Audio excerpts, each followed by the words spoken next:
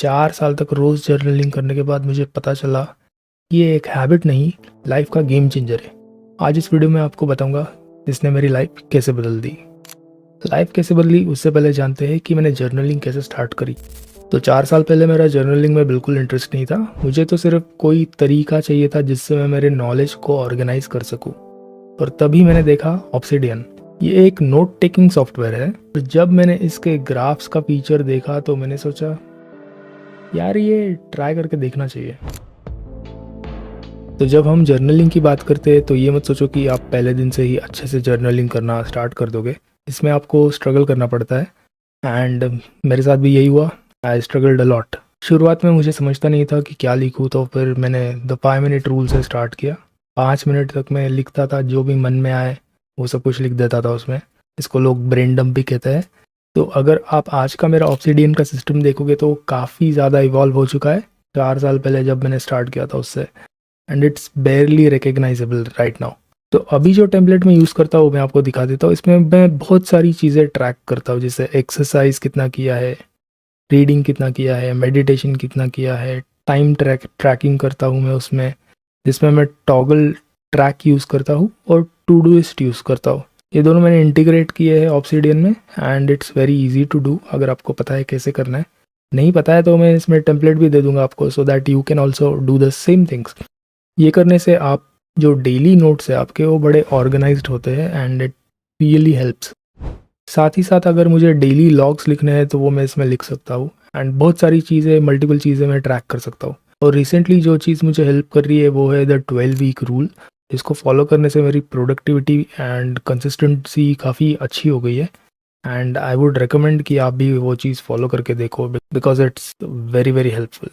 तो these are the few things जो मैंने सीखी है 4 साल के जर्नलिंग करने से। First is self awareness. जैसे आप चीज़ें लिखने लगते हो और एक पैटर्न फॉर्म होने लगता है with months and months of notes, तो आप देखने लगते हो कि आपने जो डिसीजंस लिए वो कैसे लिए और क्यों लिए एंड उनके रिजल्ट्स क्या हुए। एंड वो आप जब ठीक से एनालिसिस करने लगते हो ना उसका, तो it makes you more aware of your self, your shortcomings and what you need to change, which is very helpful. Next is mental clarity. जब आप चीज़ें लिखने लगते हो it can be a brain dump, जैसे आप धड़ाधड़ पेज पे लिखते जाओ एंड इससे क्या होता है आपका जो दिमाग है ना वो काफ़ी हल्का हो जाता है। You can focus on the day, you can focus on the things, क्योंकि आपने सब कुछ लिख दिया है उसमें। You can always come back and see कि आपने क्या क्या लिखा था एंड इससे ना आपके प्रायोरिटीज़ जो है वो क्लियर होने लगते हैं धीरे धीरे। तो the third thing is better problem solving. जैसे मैंने बताया कि आप एक पैटर्न देखने लगते हो एंड पैटर्न देखने की वजह से आप जो प्रॉब्लम्स आप कितने महीनों से लिखते आ रहे हो इसके धीरे धीरे आपको सॉल्यूशंस मिलने लगते हैं, बिकॉज आपने इतना सारा डेटा लिखा हुआ है उसमें दैट इवेंचुअली आपको उसके सॉल्यूशंस मिलने लगते हैं। नॉर्मली क्या होता है हम सोचते हैं कि हमारे जो प्रॉब्लम्स है उसके सॉल्यूशंस बहुत कॉम्प्लेक्स हो गए, लेकिन कॉम्प्लेक्स होते नहीं है। Those are very simple solutions जो आप अप्लाई कर सकते हो ज़िंदगी में। It's just that we are so blind sided by the solutions because of journaling. जैसे आपका दिमाग हल्का होता रहता है and you start thinking more about it, आपको एक बड़ा टाइम मिलता है सोचने का। जैसे महीनों महीनों तक आप सोच सकते हो एक प्रॉब्लम के ऊपर जो भी आपके लाइफ में। तो it helps with the problem solving a lot. काफ़ी लोगों का ये पॉइंट भी आता है कि इमोशनल रेगुलेशन उनकी अच्छी हो जाती है।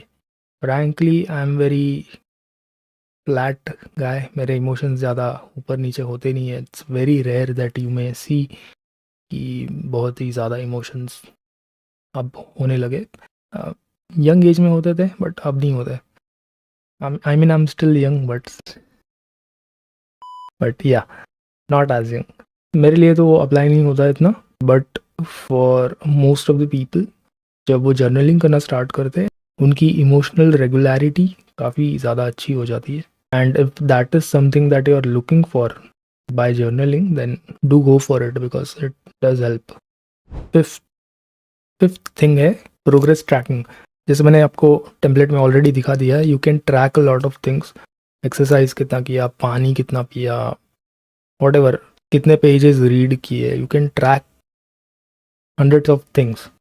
एंड इसका फ़ायदा क्या होता है कि आप उसको सालों तक जब ट्रैक करते हो ना, तो आप देख सकते हो कि जैसे 6 महीने के लिए आपने ट्रैक किया, then you can analyse it कि आपने आपकी लाइफ में चेंजेस क्या हुए।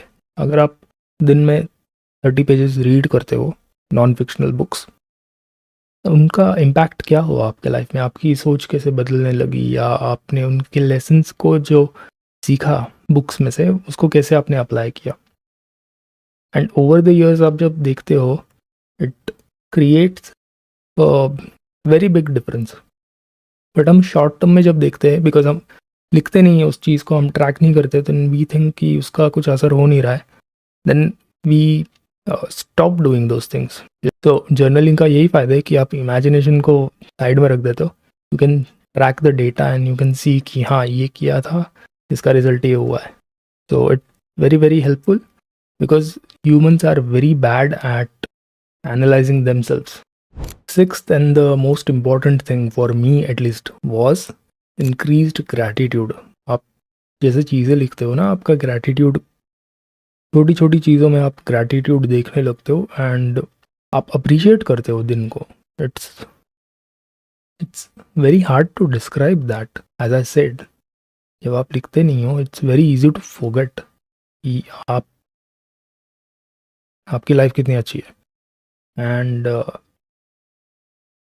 it's one of the most important things that I've realized by just journaling. जो भी रिलेशंस है मेरे लाइफ में, मैं उनको अच्छे से अप्रिशिएट कर पाता हूँ, because all the notes I have written, मैं एक्चुअली ज़्यादा चीज़ें, पर्सनल चीज़ें उसमें लिखता नहीं हूँ, but there is something special happening in my life जिसमें दूसरे लोग इन्वॉल्व है, मेरी फैमिली है, मेरी फ्रेंड्स है, then I do write about them. And मैंने तो अभी ऐसा टेम्पलेट बना के रखा है ना, दैट आई कैन ट्रैक अगर कुछ स्पेशल होता है, और मैं उसमें लिख देता हूँ कि if I have a conversation with my friend and I write कि ये टॉपिक पे डिस्कशन हुआ and this was insightful, this was exciting, this was very funny, तो I can go back and see कि 4 साल पहले से भी मैं क्या क्या इंटरेस्टिंग चीज़ों पे मैंने बात की है। It's very very helpful, because you can appreciate, you can see the things and you can appreciate the relationship. It's like going and reading the old chats.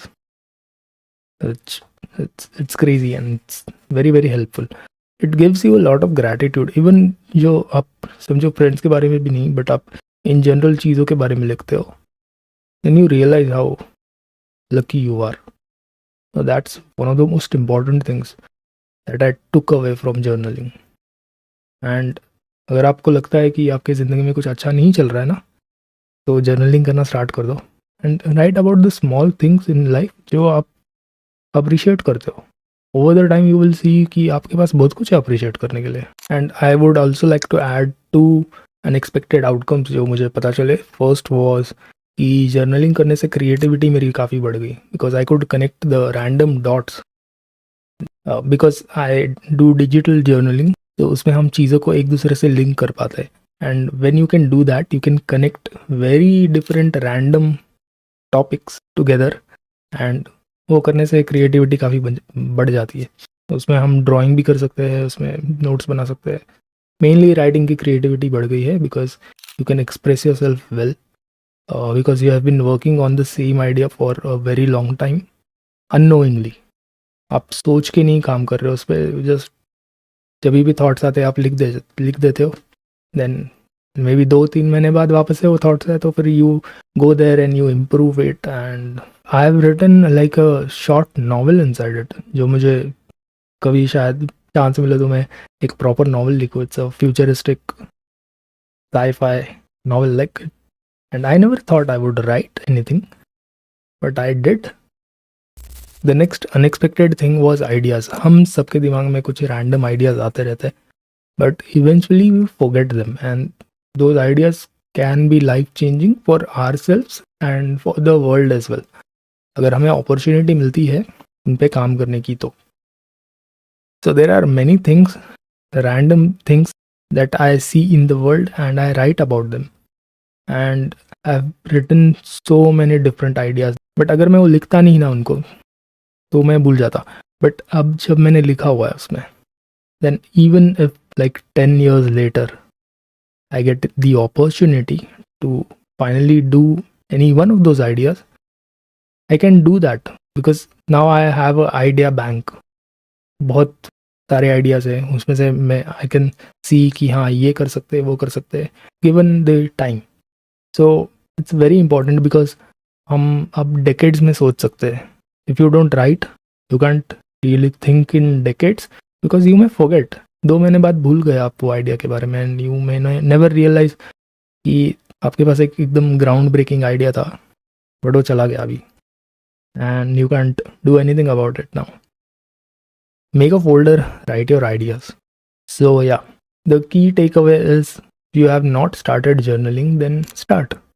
कर दो start यार. कुछ प्रोफेशनली करने की ज़रूरत नहीं है. I would say digital journaling करो because you can copy it, you can encrypt it, password लगा सकते हो, अपलोड कर सकते हो, बैकअप्स बना सकते हो, एडिट कर सकते हो. You can do a lot of those things. Notes को पब्लिश कर सकते हो, ब्लॉग्स बना सकते हो उसके ऊपर वीडियोस बना सकते हो and you can make diagrams and everything and those diagrams will also be editable.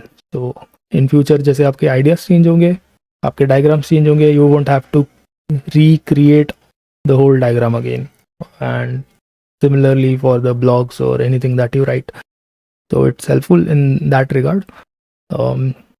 And just start कर दो यार. It's not very hard to journal. Like starting में ऐसे लगता है, अगर आप स्पेशली अगर आप बहुत सारे यूट्यूब वीडियोस देख रहे हो एंड यू मे थिंक कि अरे यार इनके तो जर्नल इतने गजब के हैं, मेरा क्या होगा. Then stop thinking, just start. And हाँ, मैंने मेरा टेम्पलेट डिस्क्रिप्शन में दे के रखा है. अगर आपको ऑब्सिडियन नहीं आता है तो watch a few videos. YouTube पे काफ़ी सारे वीडियोस है और डिस्क्रिप्शन में मेरा टेम्पलेट है, वो भी आप यूज़ कर सकते हो. खुद का टेम्पलेट बनाओ, खुद से बनाओ तो ज़्यादा अच्छा होगा. देन यू कैन अंडरस्टैंड कि आपको क्या चाहिए, आपके ज़रूरतों के हिसाब से आप कर सकते हो.